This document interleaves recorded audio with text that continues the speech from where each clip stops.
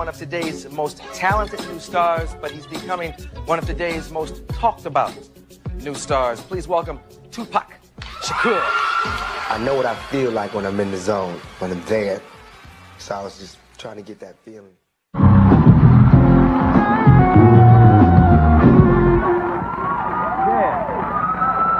I knew you was gonna say that. Yeah, you know. Turn your music down. But you was enjoying life, and that's what it's all about. Yeah. All about. I saw him the other day, and we threw a little love at each other because we both going through a lot right now. Yeah. We go way back, man. First time you were here, you were with Digital Underground, and same gang when you had all the gang. Yeah. I was here for that. I came up on the show a few times. And we had our ups and downs, but I think right now we had the best part that you and I could ever get to. Like when I saw you on the street, what I wanted to tell you is what you did with Farrakhan was so great because we haven't been as supportive of you as we could have been. When I say we, I mean, you know, the rappers and the young black crowd. And when you did that, it was just like you made us shut up. You know what I'm saying? All this time you were saying, when Arsenio gonna do something? You did like 3 different things at one time. And I was like, damn. You know, but I never understood the lack of support because I'm the only show that ever put rappers on. But we don't see it like that. It's the way they get us like crabs in a bucket. We see one black man coming up having his own show, and we want to be on your show. We want to be on your show when we first come out. You know how young rappers, I want to be when I first come out. Yeah. But of course you can't, so I go with my family. Yeah. You know what I'm saying? But it took time for me to really see what this business is about. You know, how you have your ups and downs and your valleys and your mountains, and you got to just dig deep with all that. And I feel it now. I got you. Yeah. I'm glad you and Mike are talking, man. Can you talk anything to them about that? Well, Tyson had been calling me from the before all the trouble. He was calling me just to say, you know, I wish I was out while you was out. You know what I'm saying? It's like I heard you party, man. I want to be out there partying with you. He was giving me a lot of advice. You know, I really look up to him something horrible. You know what I'm saying? So for him to tell me to calm down, I was like, ooh, it's time to calm down. If Mike Tyson is telling me that he heard about me from jail, calm down. I'm like, calm down. You know what I'm saying? Yeah. It's like when you get like drunks coming to you going, look, man, take it easy. It's like, man.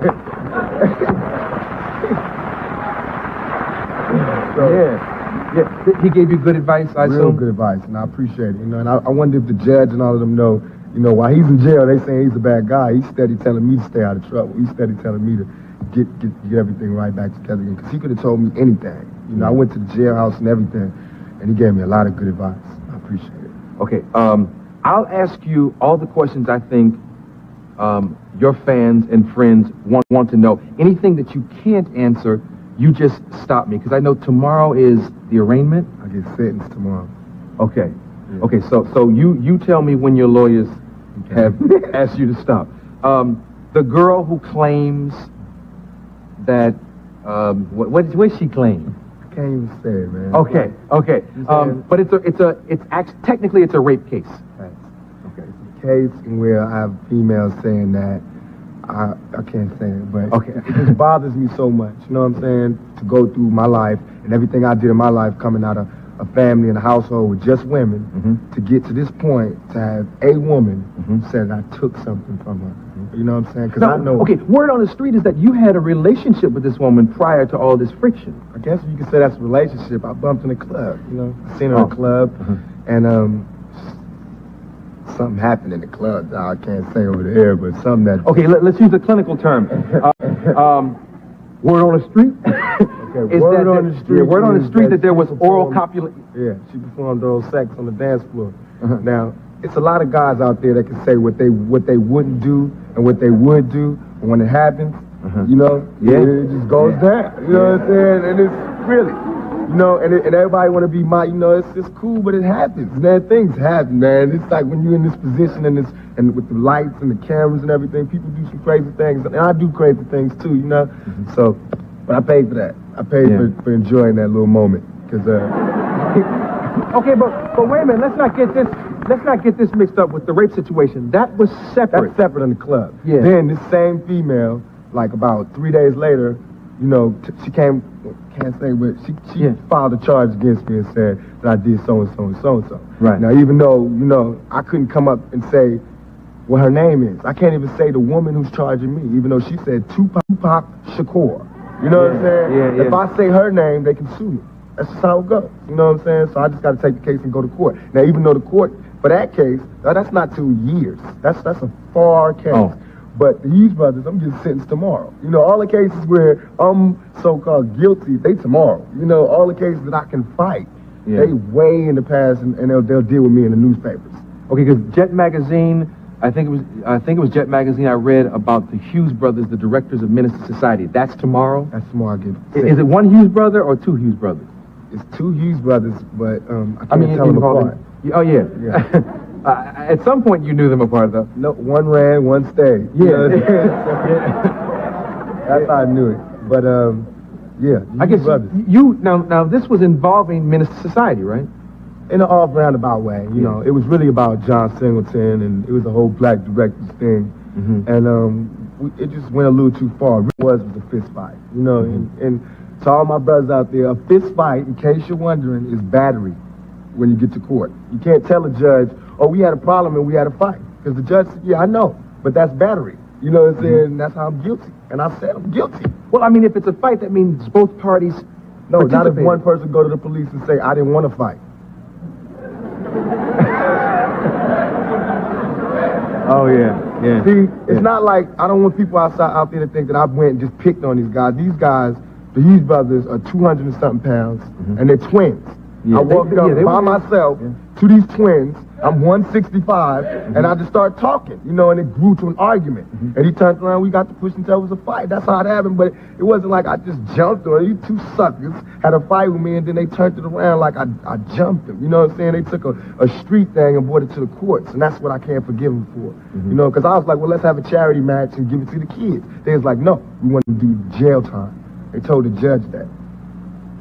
Wow. Let's talk about Above the Rim, something positive. All right. I hear it's a good movie. It's good to me because after all these people turning their back on me, all these black so-called directors and black so-called, everybody turning back on me, a white movie company and a white director, they backed me up. They was bailing me out from jail. They don't know me. I felt like other people should have known I didn't do it. They didn't know me. They was bailing me out from jail. I was coming to the set getting love from everybody, and it was just easy to work there. That's why I really enjoyed the movie. I think people are going to enjoy it because it has sports, you know, it has action in it, and I think people want to see me in a more of an action-oriented role as opposed to poetic justice where I was calm. I think some of my fans want to see me get down and dirty again. So Above the Rim is showing me in a raw light doing that. I like the fact that you've shown range as an artist. I like it all. Give me some parts, I'll handle it. If you give me the part. Yeah. Well, we gonna find parts just so we can do what we love to do and not what we hate to do, like court. Yeah, man. You know, all that kind of stuff. But I have a clip. You know what's in this clip? Can we set it up? Oh yeah, this is me telling Dwayne, you know, who he should be working for. Dwayne is in the movie, and he works for me, but he want to quit, turn his back. So I'm kind of asking him if he's still there. And if I'm not mistaken, Dwayne Martin was the brother from Out All Night with Patti LaBelle. Yeah. Very talented ball player and actor. Check this out. Good luck here, superstar. Say good luck. It's not very polite. I wish you good luck. You don't wish it back to me? It's damn near rude.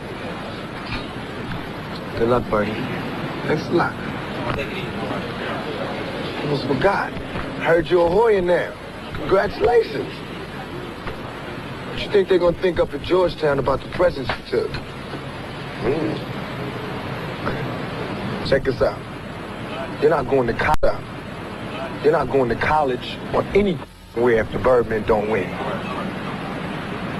You might be on another team, but you playing for me, Kyle. You remember that.